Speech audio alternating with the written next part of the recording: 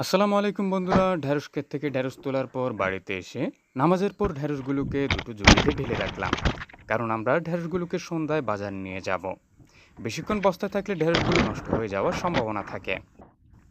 আর আমি সন্ধ্যায় ঢেঁড়স বিক্রি করার কারণ হলো সকালে বাজারে নিয়ে যাওয়া আমার জন্য অনেক কষ্টের, আর অন্য কাজেও দেরি হয়ে যায়। সন্ধ্যায় ঢেঁড়সগুলোকে পুনরায় বস্তায় ভরে গাড়িতে করে রওনা দিলাম বাজারের উদ্দেশ্যে। সাথে কিছু ধুন্দুলও ছিল।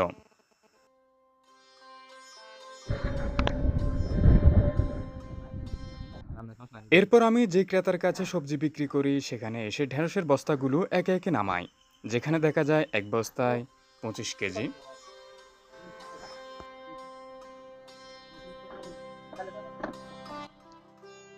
আর আরেক বস্তায় হয় 28 কেজি।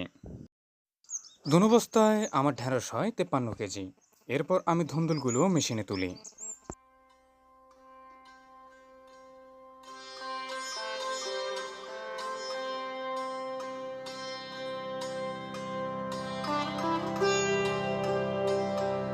মেশিনে তোলার পর দেখা যায় সেখানে 15 কেজি ধুন্দুল হয়। ধুন্দুলগুলো আমি একে একে একটি ঝুড়িতে নামিয়ে রাখি এবং টাকাগুলো নিয়ে চলে আসি। আর এই টাকাগুলো ছিল আমার 2 দিন আগে। আমি এখানে যে সবজিগুলো দেই সেগুলোর টাকা দেওয়া হয় এর পরের বাজারে যে সবজিগুলো নিয়ে আসবো তখন। তো বন্ধুরা, আপনারা সবাই ভালো থাকবেন। আজকের মতো এতটুকুই। আসসালামু আলাইকুম।